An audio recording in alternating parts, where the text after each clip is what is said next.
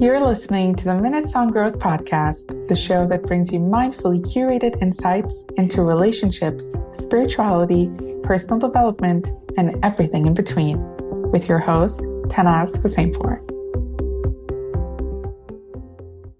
Hello, soul friends. Welcome back to another episode of Minutes on Growth. Today we have the lovely Maria Paz with us, neuroleadership and mindfulness coach and yoga instructor. Welcome, Pazzy.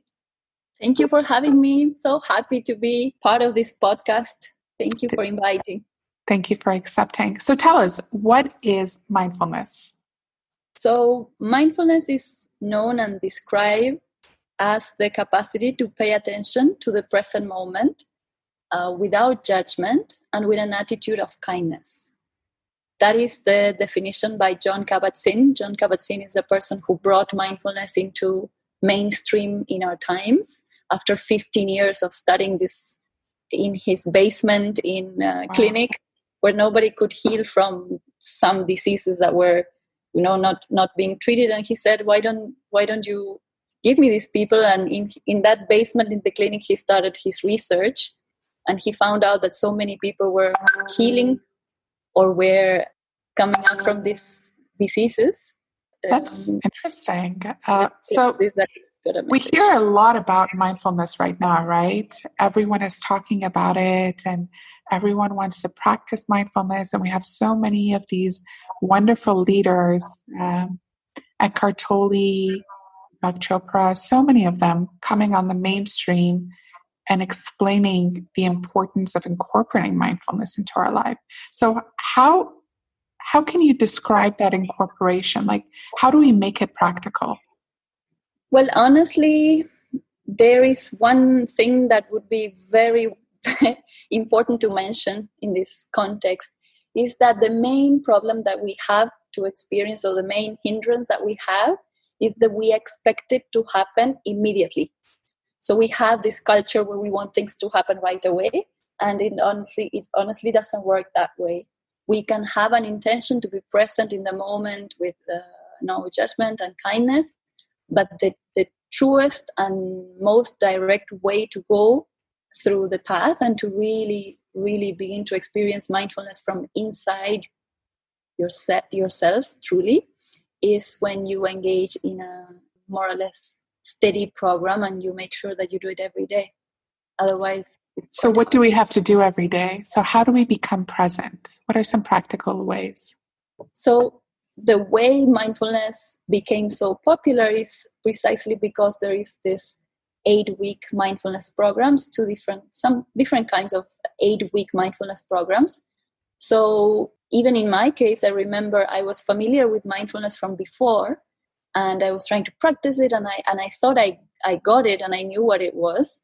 But the experience after I did those 8 weeks of mindfulness was completely different. Was, oh my God, there is a complete different dimension to life that I have not been aware of until now. And it's like riding a bicycle. You learn the skill, and then you know you can do it. Of course, you have to keep practicing. It's not precisely like riding a bicycle, but it's something that doesn't really go away once you get the feeling of it. So if I were to say one thing that you can do, be super regular. Frequency is the most important thing. What does that mean? Can you dive into it a little bit more? So to make sure that you practice every day, but mainly, see, when we're talking about these topics, mindfulness, it's essentially training the mind to undo or to come out of patterns that are so deeply ingrained. And we think we can do it alone. And in some ways, yes, we can do it alone. But the mind doesn't want to be changed. Generally, it prefers to stay the way it is, and it will resist that change. And so sometimes you may say, okay, I'm gonna engage in this challenge where I'm gonna meditate every day for 7 days or 10 days. And what mostly happens is that you fall through the cracks of your own tendencies of not doing it. So it really helps when you are engaged in a group and you have a teacher and somebody who can guide you, because the space of the mind is quite a difficult terrain to navigate on your own. I wouldn't say difficult, but it's a challenging terrain. And sometimes people may experience, and this is one of the reasons why people tend to drop off from these programs or these experiences when they start meditating, because they sit, they say, okay, I'm going to try meditation. They close their eyes and they're like, oh my God, I'm having many thoughts. I cannot do this. I'm bad at this. And that's, of course, because nobody told them that it's okay to have thoughts and it's okay to, experience what they're experiencing. And there's a guidance that is so, so, so, so powerful. Makes a huge difference. So is meditation a practical tool of mindfulness? Definitely. Mm-hmm. The practice, we say, most people ask, what is the difference between mindfulness and meditation? So mindfulness itself is the capacity to be present in the moment. And one of the ways to practice and become more mindful is through meditation. I would say meditation is 80, it's a, I came up with a ratio, but it's a huge, huge aspect of practicing being present. Mm-hmm. How else can we practice being present? So let's say we're meditating every day and we're trying to sit with our thoughts. And it reminds me of something that Deepak Chopra always says in all his meditations. And he's like, just let your thoughts arise and subside. Don't judge them. Don't attach to them. Just watch them like you're watching a movie. And it's okay that the thoughts are there. And that has helped me a lot when I'm meditating. So whenever my thoughts come, instead of telling myself, stop having these thoughts, I'm like, okay, I'm just going to let it pass. It's going to be a fleeting thought. I'm not going to press stop. I'm just going to continue letting it play. So what are some other tools besides meditation that can bring us into the present moment? And what are some of your tips for meditating? So, as usual, in the practice of mindfulness, we have two big areas. One is the formal practice, which is the practice of what we call meditation, which can be done sitting or can be done standing or walking. But essentially you are, engaged in that activity and that activity alone, which is the formal practice. And there are many different ways to do this meditation. Even within the mindfulness practice, the formal sitting mindfulness practice, there's different activities. But when it comes to what we call the informal set of practices, I can say it's completely endless because you can practice it when you're doing your, kitchen-related work, when you are buying your groceries, when you are cooking, when you're chopping, when you're, doing work at home. You can remind yourself to come back and be present. But if I was to say how to start doing it, I would recommend to start by one thing. So I'm going to do one thing mindfully. So I'm going to take a shower mindfully or brush my teeth mindfully, present, without judgment, with an attitude of kindness towards my experience, and just try one thing, and every day, persistently. And that's the beginning. But of course, it's like two legs of our two legs. One is the formal practice and the other one is the informal practice. You cannot expect to sustain the capacity to remember to be present when you're brushing your teeth if you're not at the same time sitting down and practicing the actual mind training, and vice versa. So they do work together, and it's important to see them that way. I love that. And I used to be the type of person that whenever I was washing dishes or cooking, I would always have TV in the background. But recently, as I've been reading more, I'm thinking to myself, okay, if you're going to be washing dishes, just wash the dishes. Feel the soap, feel the dish. Just be in that experience. Don't think about what you have to do once you finish it. Don't think about, what you have to do tomorrow.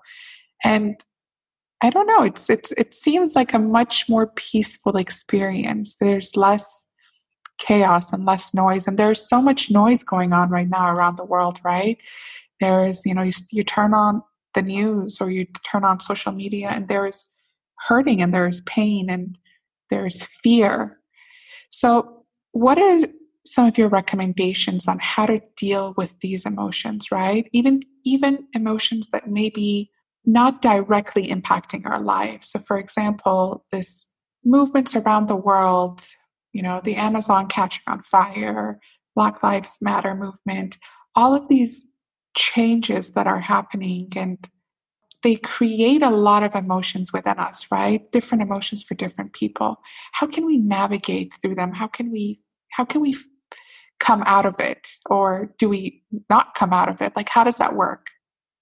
That's a beautiful question. And it's so relevant because we all feel that we wish we could do something to change the way things are. And we wish we could, contribute to the cause that is so close to our heart. And also my own studies. I am an international relations graduate. For me, the world being in peace has always been my dream, and how to create world peace. And I came to realize through life and experiences that really the only way we can change the world is through changing ourselves.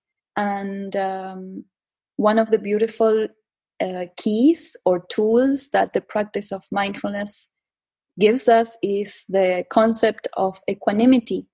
So when we notice that something really bad is happening or something really good is happening, if we can build the capacity to be centered and to be calm and to not let ourselves be so taken and swinged, like the branches of a tree when the wind comes and you're going and you feel that you're letting yourself be, taken different ways.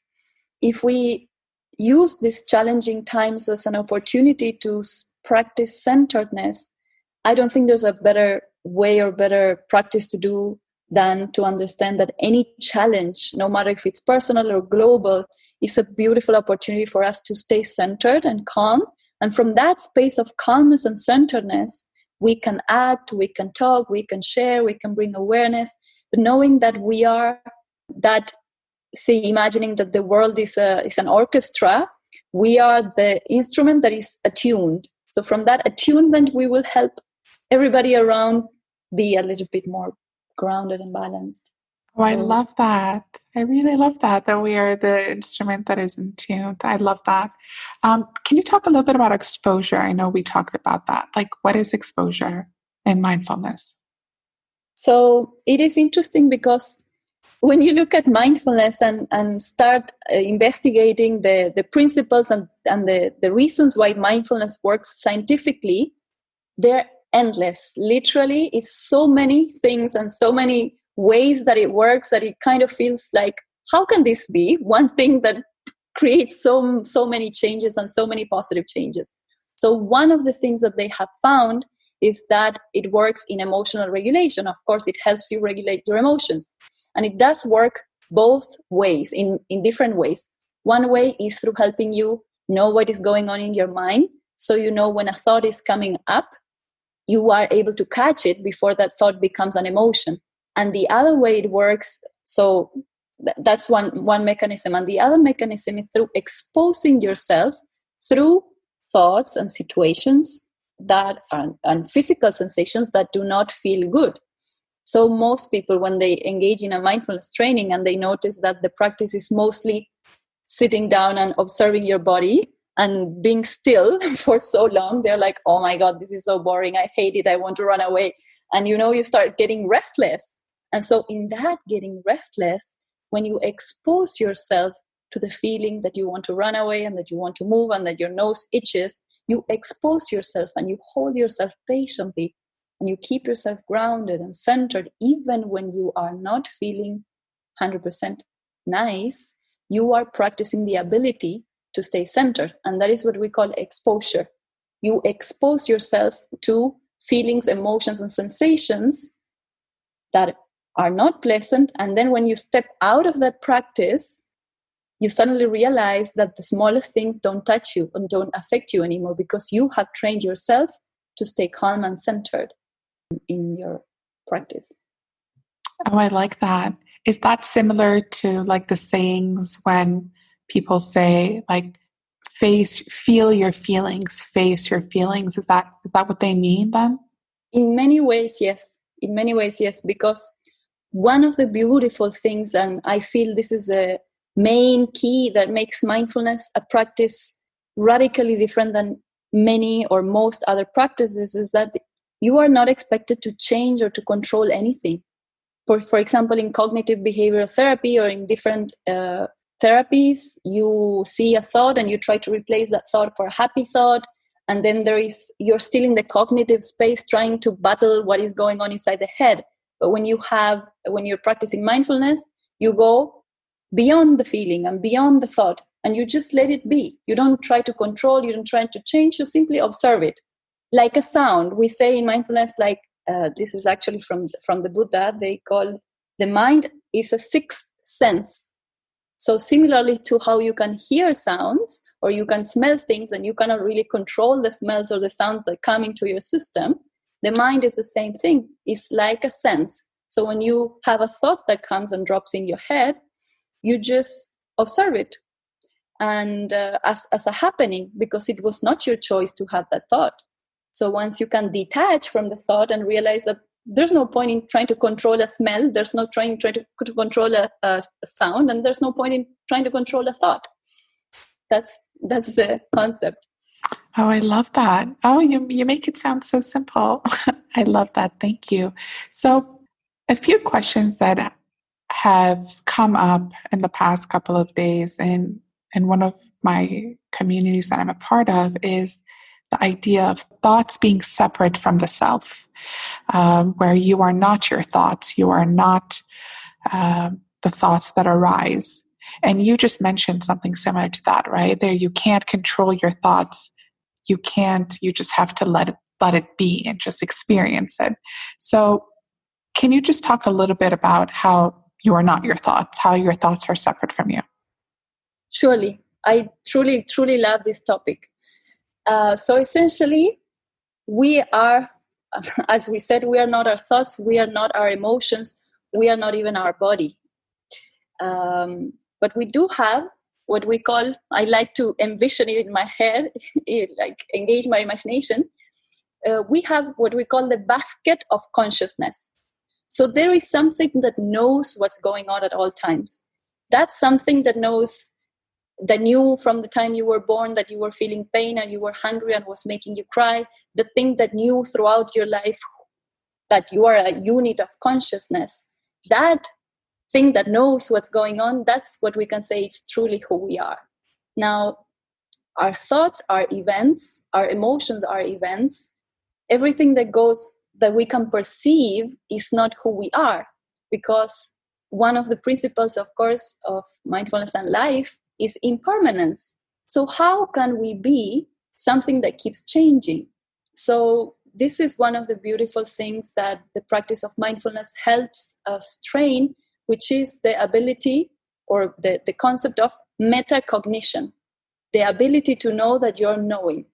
For example, if I were to tell you now, watch your breath and watch how your inhale is happening, and there's a gap, and there's an exhale happening, and there's a gap, and there's an inhale happening. And you can notice that you can direct your attention towards the breathing process. But now, after you do that, if I tell you, now notice that which knows that you're paying attention to the breath, that is a different thing. So that is what the ability of the practice of practicing metacognition, the ability to know that you are knowing. So once you stand in that place, in that space, things become quite clearer, and I can say a sense of detachment from anything that you're experiencing arises, which is quite liberating in some way. Oh, I love that. And is that detachment the same as like when they say surrender? So like surrender and not attach yourself. I hear that a lot in meditation and from many of the teachers. And they keep saying this idea of non-detachment and surrendering and exactly what you just said. So that's really profound. Thanks for sharing that. So mindfulness is such a deep topic, right? And we can talk about it for so many days, and it can really change your life once you start practicing it. As a mindfulness coach, do you always sense that you are in a mindful state, or are there moments that you phase out? Is it normal to flow out of these states? So it's another very interesting question, because one of the things that we, at least I think all of us, you, me, yoga teachers, all of us, once we get in this journey, we kind of expect that we will be able to be and do all that we are preaching and teaching, you know. So we would expect that we have our emotions under control, and that we have the best of, you know, relationships with ourselves, and healthier. And the reality is that we are still humans, and that we are still a work in progress, and that we will never stop being a work in progress.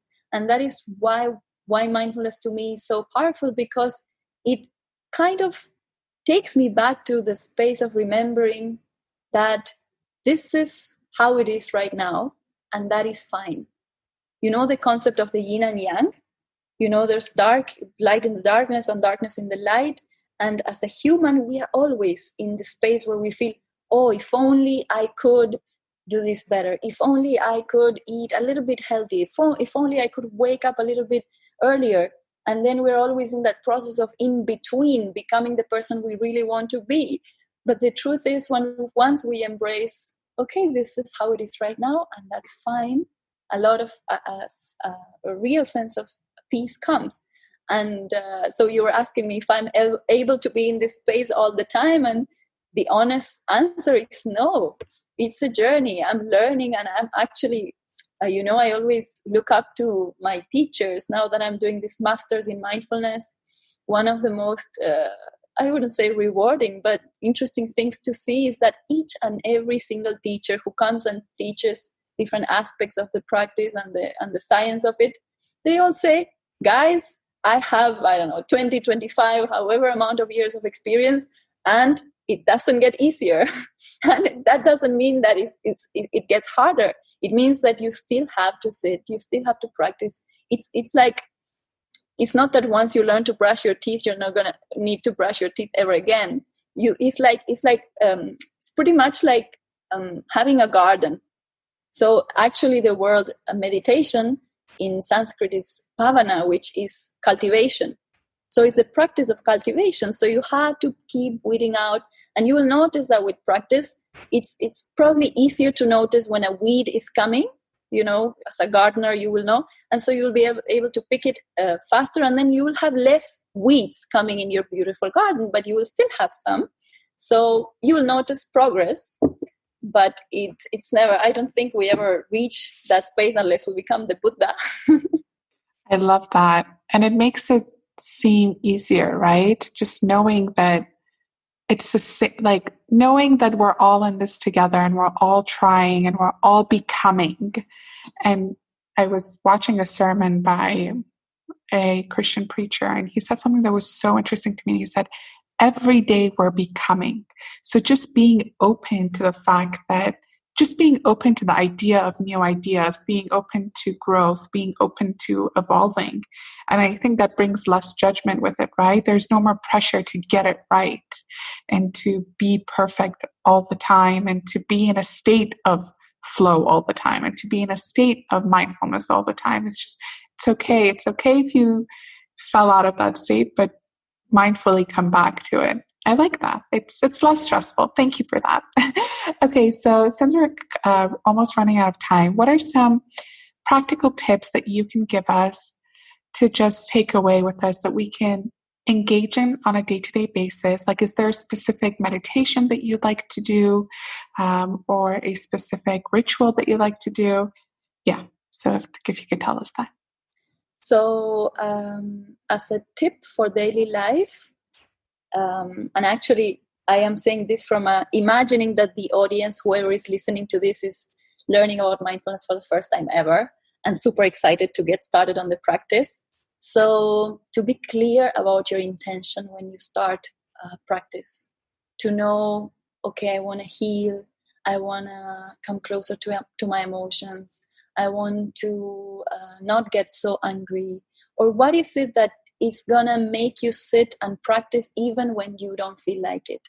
What are you committing to? I'm committing to making the world a better place. For me, that's a big one. I'm committing sometimes I don't really care about improving myself, but I feel, okay, if I improve myself, I'm doing something good for others, and then it's easier to see the bigger picture, and that carries you forward in your intention. So the intention is something very powerful. In yoga, it's called sankalp, and it has to be powerful so you can go through the storm and keep doing it. So that's one, have a strong intention. And the second, do it. Do it every day. Try to do it every day. And if you can, of course, if you have the time and the chance to engage in an 8-week program, that is really the beginning of a lifelong journey. Amazing. And you have an 8-week program, right? Can you just tell us a little bit about your program?